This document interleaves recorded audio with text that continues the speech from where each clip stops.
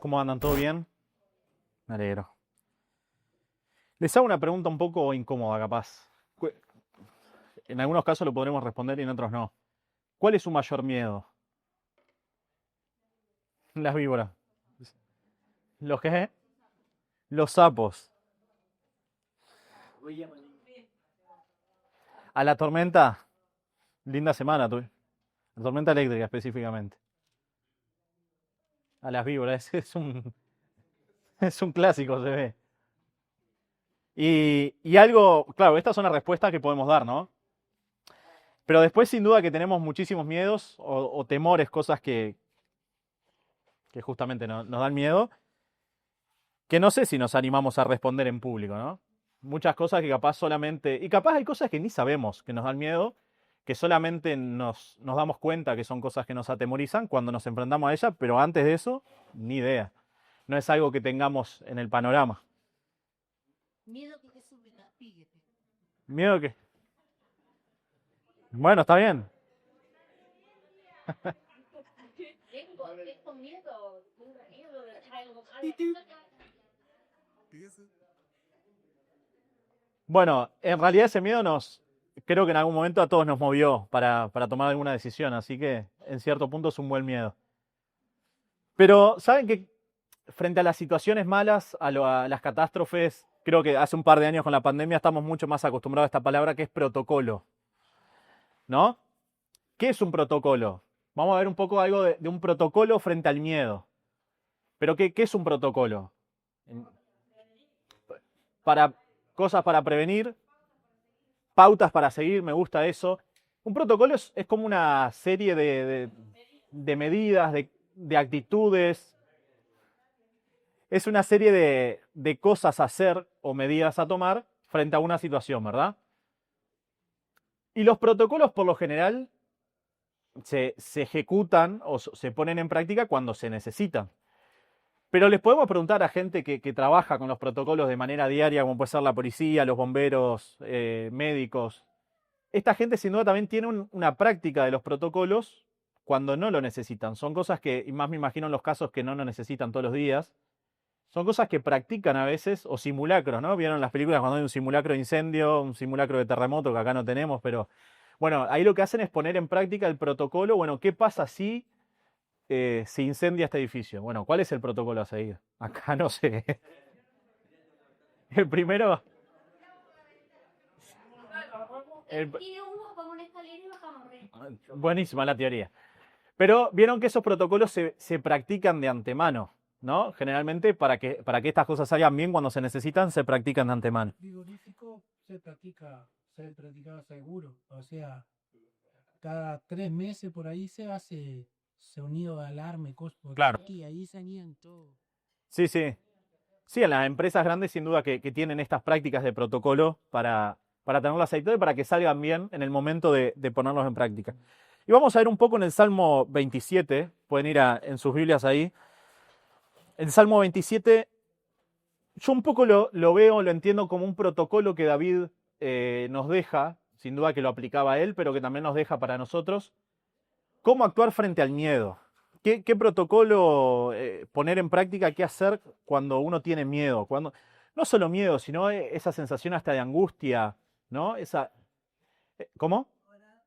Bueno, bien, es parte de lo que David nos enseña ahora, parte de lo que dice este salmo.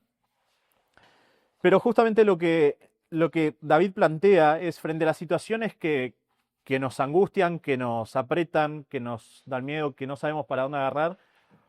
¿Qué hacemos frente a estas cosas? Vamos a leer el Salmo, así nos ponemos en contexto y después vamos viendo ahí parte de cómo es este protocolo. Salmo 27 dice, Jehová es mi luz y mi salvación. ¿De quién temeré? Jehová es la fortaleza de mi vida. ¿De quién he de atemorizarme? Cuando se juntaron contra mí los malignos, mis angustiadores y mis enemigos, para comer mis carnes, ellos tropezaron y cayeron. Aunque un ejército acampe contra mí, no temerá mi corazón. Aunque contra mí se levante guerra, yo estaré confiado. Una cosa he demandado a Jehová, esta buscaré, que esté yo en la casa de Jehová todos los días de mi vida, para contemplar la hermosura de Jehová y para inquirir en su templo. Porque él me esconderá en su tabernáculo en el día del mal, me ocultará en lo reservado de su morada, sobre una roca me pondrá en alto. Luego levantará mi cabeza sobre mis enemigos que me rodean, y yo sacrificaré en su tabernáculo sacrificios de júbilo, cantaré y entonaré alabanzas a Jehová.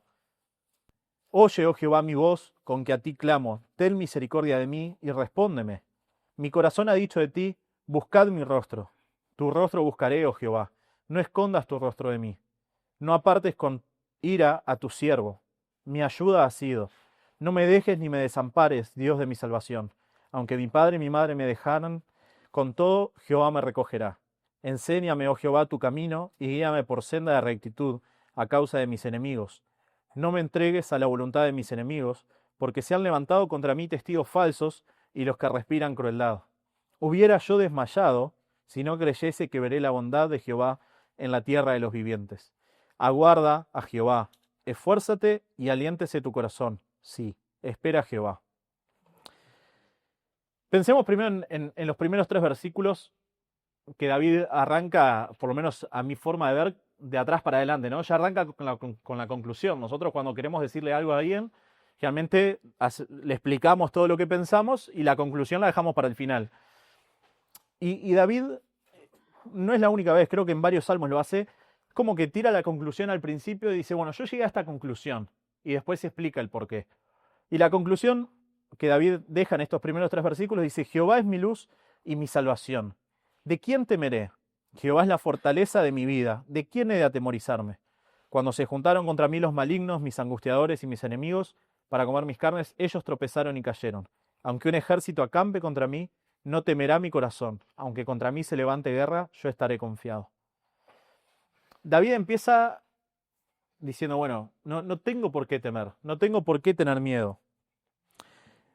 Incluso ve a Dios y lo muestra como su luz, ¿no? En la oscuridad, lo muestra como su salvación en momentos de desesperación, lo muestra como su fortaleza en momentos de debilidad. Y se hace estas preguntas retóricas. Las preguntas retóricas son estas que ya tienen la respuesta implícita. Son esas preguntas que hacemos que ya sabemos la respuesta. Dice, ¿no? ¿De quién he de atemorizarme? ¿No? Y dice, ¿de quién temeré? Si yo sé que Jehová es mi luz, es mi salvación, es mi fortaleza, ¿de quién voy a temer? Y el primer paso del protocolo que David activa cuando tiene miedo es recordar quién es Dios y cómo son sus problemas, ¿no? Recordar el tamaño de Dios, recordar qué es Dios para él frente a las situaciones que él está viviendo. Ver la grandeza de Dios en comparación al tamaño de sus problemas. Ese es como el primer paso del protocolo que David activa. Y estas cosas en realidad seguramente David las sabe porque ya había vivido otras situaciones de miedo, otras situaciones de angustia, en las cuales Dios lo había liberado. David ya había vivido otras situaciones en su vida que había tenido temor, que no sabía para dónde agarrar y que Dios lo liberó. Por eso él puede llegar a esta conclusión. Entonces cuando siente temor, cuando siente angustia, cuando se siente apretado, él puede recordar esto, ¿no? Y dimensionar, decir, bueno, yo voy a confiar, no tengo por qué temer, porque sé quién es Dios, conozco a mi Dios, sé quién es, sé lo que es para mí, y por eso no tengo por qué temer. Después, otra cosa interesante que dice en el versículo 4, David, dice, una cosa he demandado a Jehová, y esta buscaré, que esté yo en la casa de Jehová todos los días de mi vida, para contemplar la hermosura de Jehová y para inquirir en su templo. ¿Vieron esa imagen de las películas cuando aparece el genio, ¿no? Que nos cumple los deseos? Y te dice, bueno, tenés 3 deseos. Sin duda no son las mismas cosas las que pediríamos cuando estamos tranquilos, cuando no nos pasa nada, cuando estamos en una buena. No son los mismos deseos, por así decir, que pediríamos cuando estamos en aprietos, ¿no? Cuando estamos en una situación de angustia, cuando hay algo específicamente que nos está preocupando. Imagínense ustedes, frente a su mayor miedo, y dejemos de lado la víbora y los sapos, que sabemos que tenemos miedos más grandes. Pero frente a nuestro mayor temor, nuestra mayor angustia, ¿qué es lo primero que pediríamos a Dios? Si Dios nos dijera, bueno, una cosa, ¿cómo? Que nos saque, no sé. David, me imagino, en este momento, él menciona a sus enemigos y debe haber tenido muchos temores, pero sin duda gran parte de ellos en la vida de David eran hasta temores, ¿no? De ejércitos, de gente que lo quería matar por temas políticos y de guerra, pero en esos momentos él podría haber dicho, bueno, que Dios eliminalos, matalos a ellos. Su mayor deseo en ese momento podría haber sido ese. Pero es interesante que David dice, una cosa he demandado, Jehová. En otra versión, en la NTV dice, solo una cosa te voy a pedir. Y esta, aparte agrega, dice, y esta buscaré, ¿no? No solamente la voy a pedir, sino que te la pido, pero yo la voy a buscar, voy a ir en pos de eso. Voy a hacer un esfuerzo para llegar a eso. ¿Y qué es esa cosa que pide David? ¿Qué es? ¿Que elimina a los ejércitos que lo persiguen? ¿Que no sé, que todos sus problemas desaparezcan? ¿Qué es lo que pide David? Ahí, versículo 4. Dice que esté yo en la casa de Jehová todos los días de mi vida. Vieron que el deseo de David no era liberarse de sus problemas, no era tener la solución, no era tener la salvación, sino David lo que quería era tener al Salvador. Su preocupación más grande en ese momento no era encontrar cuál era la solución. Él sabía que si estaba cerca de Dios, que si estaba en la presencia de Dios, eso iba a venir. Entonces, yo pensaba que parte del protocolo, frente al miedo, frente a la angustia, es reacomodar nuestras prioridades y revisar, bueno, mi prioridad ahora cuál es encontrar la salida, ver para dónde agarro, ver qué hago, o es buscar a Dios, y yo sé que si estoy con Él, esas cosas se van a ir acomodando. Si yo sé que si estoy con Dios, esos miedos se van a ir yendo, esas angustias van a desaparecer. Porque, miren cómo dice acá en la NTV, dice, lo único que le pido al Señor, lo que más anhelo, es vivir en la casa del Señor todos los días de mi vida. Y además agrega, dice, deleitándome en la perfección del Señor y meditando dentro de su templo. Capaz que cuando tenemos miedo, el miedo abarca nuestros pensamientos todo el día, ¿no? Y cuando hay un tema, cuando estamos bien, no, pero cuando hay un tema constante en la cabeza, que es como una gotera ahí, que está todo el tiempo, estés haciendo lo que estés trabajando, estés estudiando, no sé, en todo momento hay algo ahí en nuestra cabeza que está todo el tiempo molestando. Pero David lo que le pide a Dios dice, solo te pide una cosa. No le pide que le quite el problema, lo que le dice es, lo que quiero que me ayudes, Dios, es a poder estar en tu presencia. Es que me ayudes, como dice acá, a poder deleitarme en la perfección del Señor, a poder meditar, dice, dentro de su templo, el templo como figura o como imagen de la presencia de Dios, ¿no? David lo que le dice, bueno, en los momentos de angustia lo que necesito es que me ayude Dios a poder concentrarme en meditar en Él, en disfrutar de estar en la presencia de Dios. No tanto en que le saque los problemas. Si bien Dios está al alcance del que lo busca y aunque estemos viviendo una vida desordenada, si nosotros buscamos a Dios, Dios está al alcance de nosotros. Sin duda esto es algo que ¿no? Como decíamos de los protocolos, es algo que se va practicando, que se va poniendo en práctica desde los momentos que no necesitamos, o sí que necesitamos, pero que no tenemos miedo. Sin duda que si no lo hacemos diariamente nos va a costar mucho más. Cuando estamos bajo miedo, bajo angustia, poder buscar a Dios y disfrutar un tiempo con Él, disfrutar de meditar en Él. Es algo que si no lo hacemos comúnmente es algo que va a costar más, creo yo. Entonces el segundo paso de este protocolo ponía no es solamente desear, sino buscar, ir hacia la presencia de Dios, como David decía, ¿no? En el versículo 4 dice, una cosa he pedido a Jehová y esta buscaré, ¿no? Pedirle a Dios esto, pero también buscarlo, ir hacia eso. El buscar la presencia de Dios y disfrutar de ella, disfrutar de estar con Él, de meditar en su templo, de meditar en su palabra. Seguimos un poquito ahí en los versículos 5 y 6. David sigue desarrollando esta forma que él tiene de responder frente al miedo. ¿Quién lee ahí los versículos 5 y 6? Con voz alta. Porque él me esconderá en su tabernáculo en el día del mal, me ocultará en lo reservado de su morada, sobre una roca me pondrá alta. Luego levantará mi cabeza sobre mis enemigos que me rodean. Hasta ahí, muchas gracias. Dice entonces que Dios, cuando nos acercamos a Él, ¿no? David pide, bueno, yo quiero estar en la presencia de Dios. Porque cuando pase eso, dice, como leía Carlos, decía, Él me esconderá en su tabernáculo, me va a ocultar en lo reservado de su morada, me va a poner sobre una roca en lo alto, levantará mi cabeza sobre mis enemigos que me rodean. Y lo que tenemos que buscar en estos momentos de angustia, en estos momentos de que nuestro corazón está apretado, que no sabemos ni para dónde agarrar, que no sabemos cuál es la salida, es que ese sea nuestro refugio, la presencia de Dios. Buscar estar en la presencia de Dios y disfrutar de Él, pero saber que el refugio está ahí, está en esa misma presencia de Dios.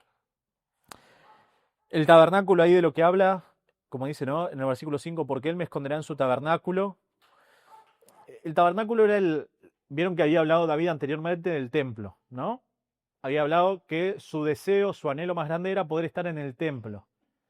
Pero dentro del templo, el lugar más íntimo, más reservado, como el centro mismo del templo, era este tabernáculo, era ese lugar donde en ese momento el pueblo lo tenía, el sacerdote que podía entrar a ese lugar, lo usaba para ofrecer sacrificios a Dios, para pedir por el perdón de los pecados del pueblo.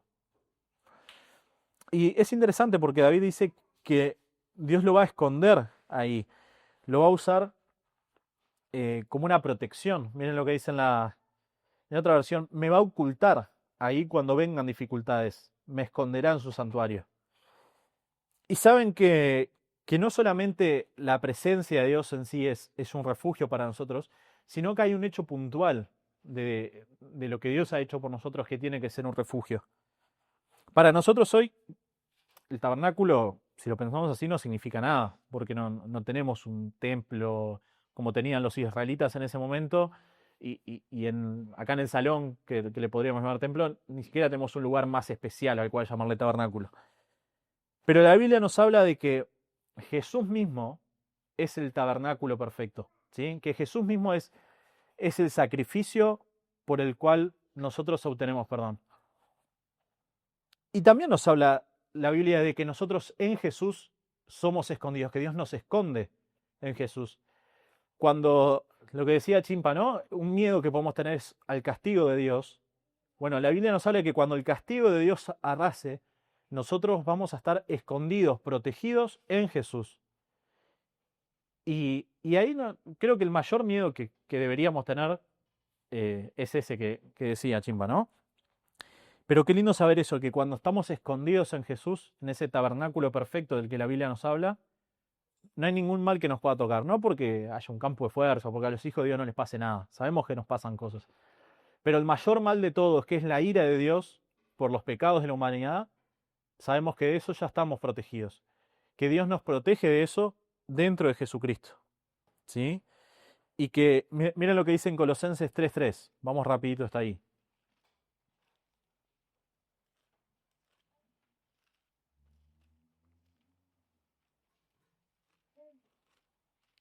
Colosenses capítulo 3, versículo 3.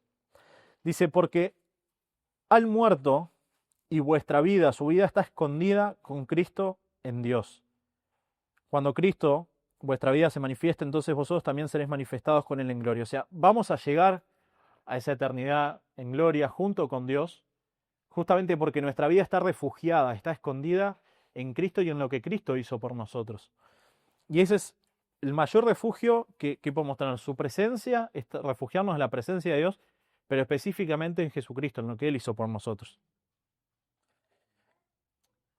Y David sigue hablando y después menciona no solamente que Dios lo va a ocultar o que lo va a esconder en el tabernáculo, sino que dice que lo va a poner más alto. Dice, sobre una roca me pondrá en lo alto. Luego levantará mi cabeza sobre mis enemigos que me rodean. Y en esta imagen bélica, ¿no?, de la guerra que usaba David, es tremenda ventaja estar más alto que los enemigos. ¿Por qué? Porque puedo ver el panorama mucho más claro. En Montevideo hay una zona muy turística que es ahí va, la fortaleza del cerro, muy turística y a la vez muy peligrosa, pero que es la fortaleza del cerro. Pero históricamente, ¿por qué se elegían esos lugares para armar las fortalezas? Porque cuando uno está por arriba, cuando está más alto, puede ver cómo vienen los enemigos, puede ver el panorama más claro, tiene una visión más clara de cuál es la situación.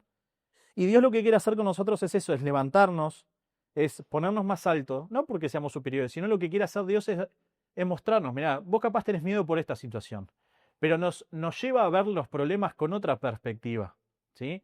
Con la perspectiva, no voy a decir la de Dios porque jamás vamos a llegar a ver las cosas como Él, pero sí un poquito más cerca de cómo Dios ve las cosas. Y ahí vamos a ver que muchas de las cosas que nos angustian, de las cosas que nos dan miedo, que nos atormentan, capaz pierden un poco de importancia cuando vemos las cosas con un poquito más de perspectiva, un poco más cercana a la perspectiva de Dios. Entonces, el tercer paso del protocolo, refugiarnos en la presencia de Dios. ¿Por qué? Porque ahí vamos a estar seguros de que el mayor mal que podemos pasar, que es la ira de Dios, no nos va a tocar. Porque sabemos que estamos refugiados en Cristo, en el tabernáculo, como dice acá David.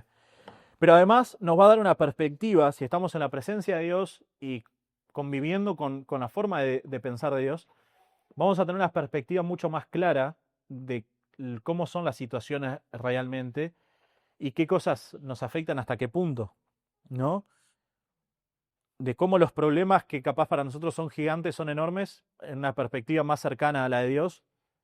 No es que sean insignificantes, pero no son cosas quizá que nos deberían angustiar o nos deberían preocupar tanto. Y en la segunda parte del versículo 6 es interesante lo que dice David. Dice, y yo sacrificaré en su tabernáculo sacrificios de júbilo, cantaré y entonaré alabanzas a Jehová. En esta otra versión, la NTV dice, en su santuario ofreceré sacrificios con gritos de alegría, y con música cantaré y alabaré al Señor. ¿No? David todavía no había pasado el mal momento, no había terminado esa situación que lo angustiaba. Pero él ya estaba seguro, yo voy a alabar a Dios y voy a ofrecer sacrificios de agradecimiento, voy a tener esta actitud de agradecimiento frente a Dios. Y esta actitud de alabar, de adorar a Dios, incluso en el medio del temor, en el medio del miedo, de estas situaciones de angustia,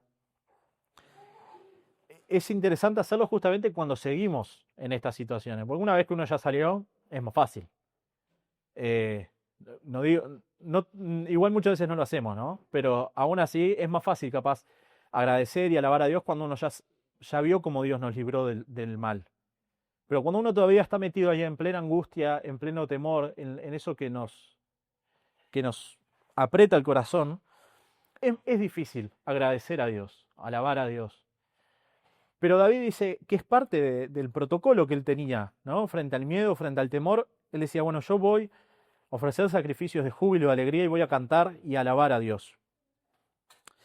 A veces dejamos que las emociones nuestras condicionen si alabamos y agradecemos. Y alabar yo sé que lo asociamos con cantar, ¿no? Con venir y este tiempo de cantar. Y es verdad, es gran parte de eso. Pero no es lo único. Este alabar es esto, ¿no? De agradecer a Dios con lo que decimos, con lo que pensamos, incluso con la forma en la que vivimos. Y a veces dejamos que nuestras emociones o las cosas que estamos sintiendo condicionen si alabamos o no alabamos a Dios. Cuando debería ser al revés, deberíamos primero poner la alabanza y que esas cosas vayan transformando nuestras emociones y que vayan transformando lo que sentimos. A veces el alabar no es solamente este momento lindo de cantar, sino que a veces hay alabanzas que no nos gustan, ¿no? Cuando me escucho yo solo cantar. Pero hay alabanzas que a veces no son cosas agradables, que implica hacer un sacrificio, que implica dejar cosas que nos gustan de lado. Gracias, William. Hay alabanzas, adoraciones a Dios que implican renunciar a cosas que nosotros queremos. Y eso también es alabar a Dios. Cosas que capaz nos parecen feas o hasta que nos duelen, pero que es parte de alabar a Dios. Entonces, cuarto paso ahí dentro del protocolo contra el miedo, ¿no? Poder adorar a Dios aún en medio del temor, porque mis emociones no deben cortar mi adoración, sino que la adoración debe levantar mi mirada y hacerme recordar quién es Dios y que eso vaya transformando justamente mis emociones. ¿Sí? Y vamos a seguir viendo ahí parte de lo que David nos recomienda. Y acá entra lo que decía Mari hoy. Hablar con Dios. Versículos 7 al 9. ¿Quién lo quiere leer? Leo. Dale. Oye Jehová, y voz porque te clama. Ten misericordia de mí y respóndeme. Mi corazón ha dicho de ti, buscando con tu cae, oh Jehová. No escondas tu rostro de mí, no apartes con ira a tu siervo. Mi ayuda ha sido, no me dejes y ni me desampares, Dios de mi salvación. Es interesante ver cómo David medio que se presenta frente a Dios con miedo, ¿no? Bueno, justamente estaba con miedo y con angustia por ciertas situaciones que lo rodeaban, podían ser enemigos que lo atacaban, cosas de la vida que le habían pasado. Pero aún dentro de esas situaciones, cuando va frente a Dios, tiene miedo de que Dios lo rechace, como que Dios no lo escuche. Y a veces nos pasa, ¿no? Y yo creo que sobre todo eso, cuando ¿qué le va a importar esto que me está pasando a mí? ¿Qué le va a importar a Dios esto que me pasa? Si total es un problema mío. ¿Qué le voy a importar yo a Dios? Si yo le importara no me estaría pasando esto, ¿no? Son cosas que nos vienen a la cabeza. Pero vieron que David se presenta y dice, oye, oh Jehová, mi voz con la que a ti clamo. Y dice, ten misericordia de mí y respóndeme.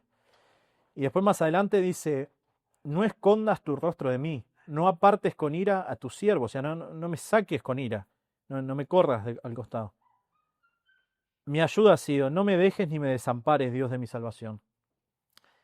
Se presenta frente a Dios hasta con miedo de que Dios no lo escuche, hasta con un temor de que Dios no le dé corte, podríamos decir.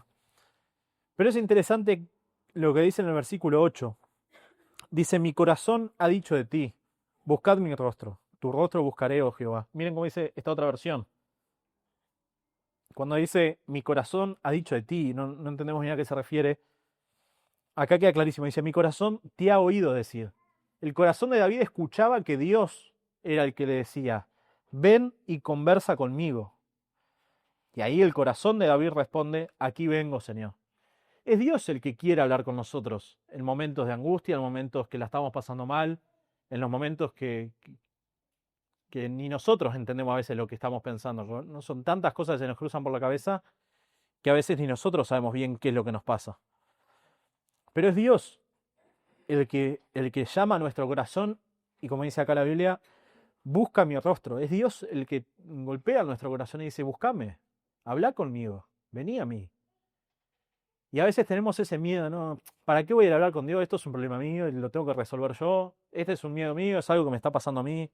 Capaz que hasta pensamos, esto es algo que Dios me hizo, ¿no? ¿Qué voy a ir a pedirle a Dios que me ayude si fue Él el que permitió esto?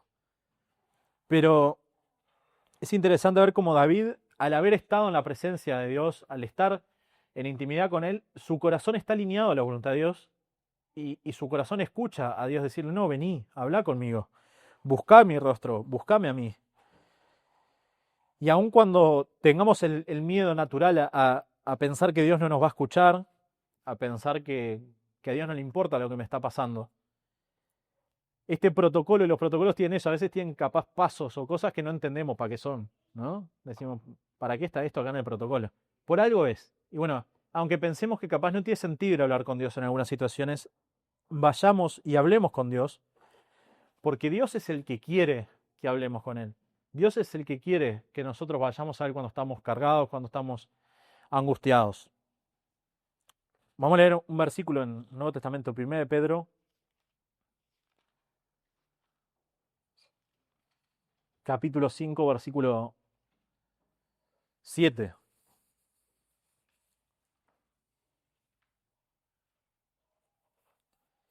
Dice, echando toda vuestra ansiedad sobre Él, porque Él tiene cuidado de vosotros, ¿no?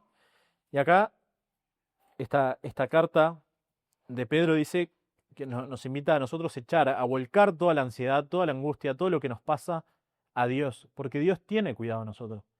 Aunque nosotros a veces pensamos que no, que justamente lo que nos está pasando es porque Dios no nos cuida, porque Dios no está interesado en nosotros. Justamente acá nos invita y dice, no, echen su ansiedad sobre Dios, porque Él tiene cuidado de ustedes. ¿No? Y Jesús también en el Sermón del Monte decía, bueno, si hasta los pájaros tienen comida, si las flores se mantienen vivas, tienen de qué tanta elegante, ¿de qué se van a preocupar ustedes? ¿qué se van a preocupar de que les falte lo esencial? La comida o la vestimenta. ¿Por qué se van a preocupar si Dios se ocupa hasta de las aves, hasta de las flores? Cosas que van y vienen.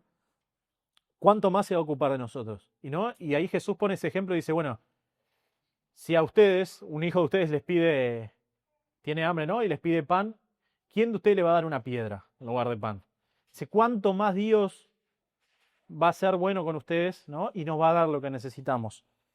Entonces, aunque no entendamos por qué, aunque no tengamos ganas, hablemos con Dios en los momentos que nos angustian o en los momentos que nos ponen mal. Y vamos a ver qué es lo mejor. Y después eso es lo que va a terminar también ayudándonos a todo lo anterior que vimos, a ir a su presencia, a refugiarnos en lo más íntimo de su presencia. No hay chance de poder meditar en Él, estar en el templo, meditar en su presencia, si no hablamos con Dios, ¿no?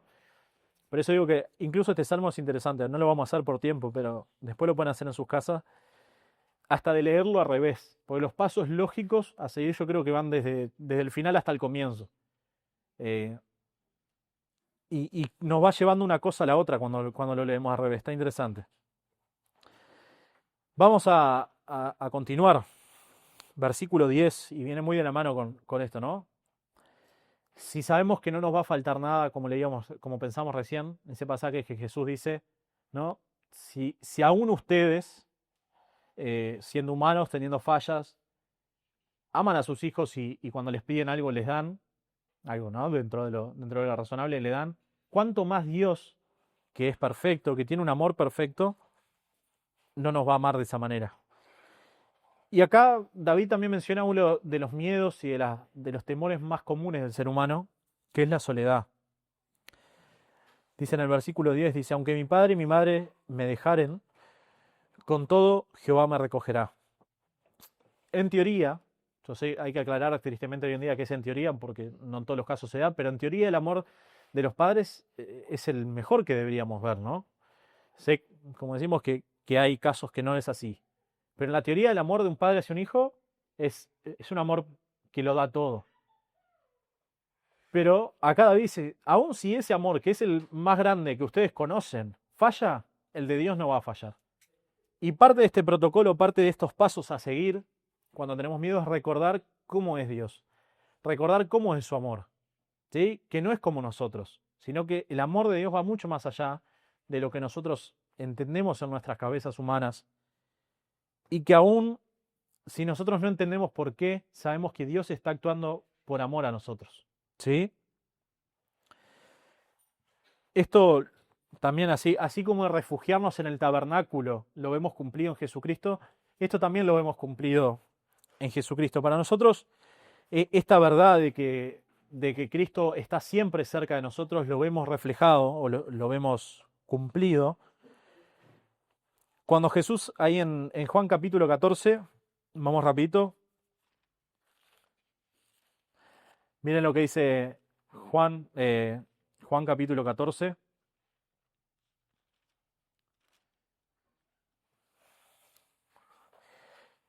Jesús, hablándole a sus discípulos, les da una perspectiva de algo que va a pasar más adelante.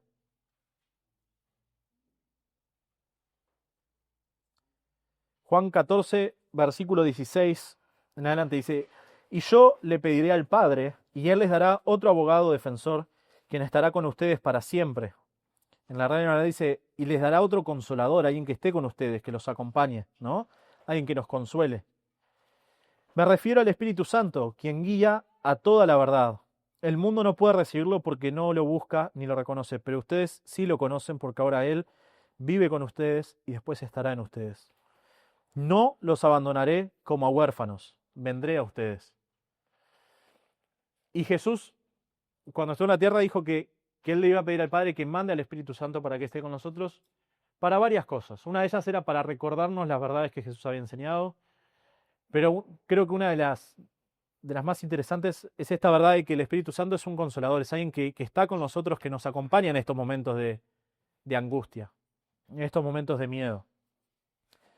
Y como dice ahí, no los dejaré como huérfanos, dijo Jesús. No es que Jesús vino a la tierra, hizo discípulos y después se fue y arréglense como puedan, sino que dejó al Espíritu Santo justamente para estar con nosotros, para seguir con nosotros. Así que parte de este protocolo es cuando tengamos miedo, cuando nos enfrentemos a situaciones que nos angustian, recordemos que aunque todos nos abandonen, Dios nunca nos deja, ¿sí? Que su amor es muy distinto a lo que nosotros conocemos o podemos entender. Que el amor de Dios va mucho más allá de lo que nosotros entra en nuestra cabeza, porque justamente Dios es amor en plenitud. Entonces, todo lo que nosotros podamos conocer o experimentar como amor acá en la tierra está manchado por el pecado, está manchado por la imperfección del ser humano. Pero el amor de Dios es muy distinto a todo eso que conocemos. Ya llegando ahí al final, versículos 11 y 12. Interesante acá el parte del protocolo que David activa frente al miedo. Enséñame, oh Jehová, tu camino, y guíame por senda de rectitud a causa de mis enemigos. No me entregues a la voluntad de mis enemigos, porque se han levantado contra mí testigos falsos y los que respiran crueldad. Hay un problema con el miedo, con el temor, es que a veces nos paraliza, ¿no? Y no sabemos qué hacer. O tenemos el otro extremo, reaccionamos por impulso rápido y hacemos cualquier cosa. Rara vez frente al miedo actuamos bien. Generalmente el miedo lo que nos hace es o no hacer nada porque nos paraliza, o nos hace actuar de forma impulsiva y terminamos metiendo la pata. Entonces, algo muy interesante que David le pide a Dios en un momento de miedo, le dice, enséñame, oh Jehová, tu camino y guíame por la senda de rectitud. Le está pidiendo a Dios que le muestre cómo tiene que andar, qué es lo que tiene que hacer, que le dé sabiduría para saber cómo caminar. En las cosas que están bajo nuestro alcance, en las situaciones que nosotros podemos actuar y podemos hacer algo para cambiarlas, hay que pedirle a Dios que nos dé sabiduría, que nos enseñe, como dice acá, cómo actuar, cómo caminar. Pero ¿qué pasa? Hay situaciones también, como dice el versículo 12, que están fuera de nuestro alcance. Ahí, en el versículo 12, David le dice, no me entregues a la voluntad de mis enemigos, porque se han levantado contra mí testigos falsos y los que respiran crueldad. En otra versión dice, gente que miente sobre mí y que respira amenazas para mí. ¿Qué podemos hacer nosotros contra eso? ¿Hay algo que nosotros podamos hacer contra algunas situaciones que exceden nuestra fuerza? No. Ahí, por más que le pidamos sabiduría a Dios de cómo actuar, hay cosas que nosotros no podemos hacer nada. Pero sí podemos hacer como David y confiar en la protección de Dios frente a esas situaciones que nos sobrepasan. En las situaciones que están bajo mi alcance hacer algo, pedirle sabiduría a Dios para saber actuar bien. Y en las situaciones que están fuera de nuestro alcance, confiar en que Dios tiene el control y en que ese amor que veíamos recién va a hacer que Dios nos protege, va a hacer que Dios nos cuide y que todo lo que pase esté bajo la protección de Dios. ¿Sí? Hay batallas, hay cosas que uno no puede pelear, pero sabemos que hay que dejárselas a Dios porque es el único que tiene un control total. En ambos casos, en las dos situaciones, en las situaciones en las cuales yo puedo hacer algo y en las situaciones en las cuales no puedo hacer nada, al final todo depende de Dios. En que nos dé sabiduría para saber cómo actuar y en las otras simplemente en descansar en que Él va a hacer lo mejor para nosotros. Ahí este séptimo paso del protocolo es depender de Dios en todo. Depender de Dios para que nos dé sabiduría cuando hay que hacer algo y depender de Dios para que nos proteja cuando nosotros ya no podemos hacer nada. ¿Sí? Y vamos a cerrar con los últimos dos versículos de este salmo, de este protocolo de David frente al miedo. Que dice, hubiera yo desmayado si no creyese que veré la bondad de Jehová en la tierra de los vivientes. Aguarda a Jehová, esfuérzate y aliéntese tu corazón. Sí, espera a Jehová. David reconoce que si miras capaz solo lo que está viviendo en ese momento, está todo mal. No hay esperanza, no hay amor de Dios, no hay bondad, no hay Dios que lo sustente, no hay nada. Porque dice, si yo no creyese en lo que está por delante, en que voy a ver la bondad de Dios más adelante, ya hubiera desmayado, ya está, yo ya no daría para más. Lo que lo sostenía David en ese momento era creer que había una bondad de Dios que estaba por venir, que la bondad de Dios todavía no se había terminado de mostrar en su vida. Y a veces cuando estamos angustiados, cuando hay situaciones que nos apretan, tenemos que hacer eso, decir, todavía no voy a bajar los brazos, no voy a desmayar, porque creo, no creo porque me parece, sino creo porque estoy seguro, por todo lo que hemos visto hasta ahora, que la bondad de Dios todavía falta por mostrarse un poco más. Y sabemos que la Biblia nos habla mucho de la esperanza futura, de la esperanza que tenemos por delante, ¿no? Y es lo que sostuvo a David en esos momentos de angustia. De hecho, en el versículo 14, yo no sé si David le está hablando a alguien o se está hablando a sí mismo, como muchas veces sí hace David en los Salmos, ¿no? Que se habla a él mismo. Dice, aguarda a Jehová, esfuérzate y aliéntese tu corazón. Sí, espera a Jehová. Y no es solamente confiar en que, bueno, Dios va a hacer algo y más adelante esto va a mejorar, sino que David habla de que esto nos tiene que hacernos esforzar y alentar nuestro corazón. Y cuando dice espera a Jehová, que nos pide que esperemos, no es que nos crucemos de brazos y esperemos. Como en la imagen, ¿no? Cuando están esperando el ómnibus o cuando están esperando que venga alguien, uno no puede estar distraído, uno tiene que estar pendiente de lo que va a pasar. A Martita siempre la vemos en la parada del ómnibus. Si Martita se sienta mirando para el otro lado, ¿estás esperando el ómnibus? Y sí. ¿El ómnibus va a pasar? Sí.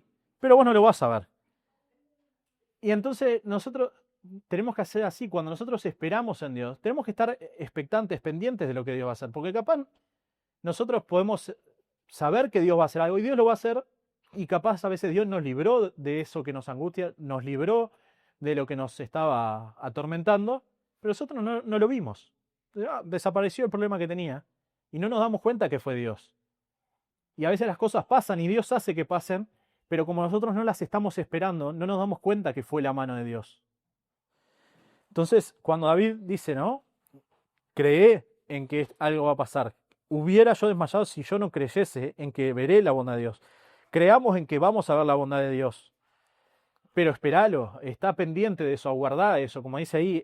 Mientras tanto, alentá tu corazón en que algo va a pasar y esforzate, pero hacelo pendiente de que Dios tiene algo para vos. Porque si uno simplemente se cruza de brazos y espera pasivamente sin hacer nada, Dios puede hacer las cosas igual, pero capaz nosotros no tenemos el placer de verlo o de ser conscientes que eso que pasó fue la mano de Dios. Y miren lo que dice 2 de Corintios, capítulo 4.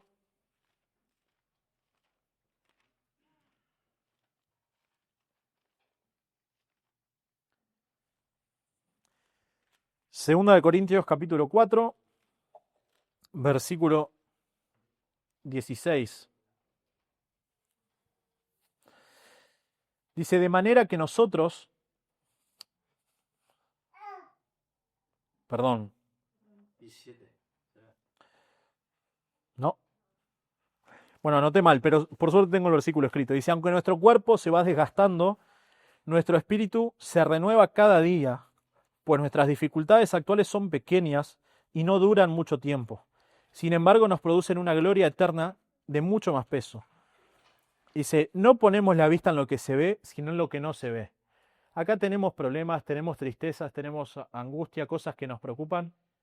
Pero como dijo David, confiemos y no desmayemos porque creemos que hay algo mucho más allá, que hay una esperanza que viene. Acá en la tierra, pero sobre todo en la eternidad. Que Dios tiene el gozo supremo y que nos va a llevar a un lugar en el cual no hay dolor, no hay angustia, no hay problemas, no hay nada que nos pueda pegar, ¿sí? Y esperemos esto de forma activa. Estemos esperándolo, atentos a lo que Dios puede hacer en los problemas que tenemos. Este protocolo que David desarrolla, como decíamos al principio, es para saberlo, pero sobre todo para ponerlo en práctica.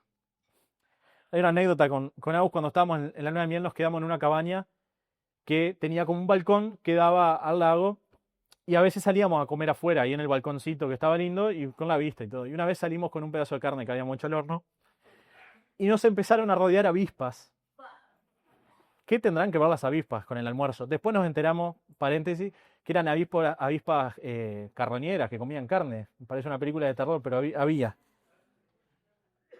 Entonces, yo sabiendo todo el protocolo de lo que había que hacer, le decía, tranquila, no manotees, no les pegues, no les hagas nada, no te van a atacar, vos tranquila. Y cuando quise dar cuenta, mientras yo le daba toda la instrucción del protocolo de seguridad frente a las avispas, yo había agarrado los 2 platos y ya estaba dentro de la cabaña. Y la había dejado a ella ahí.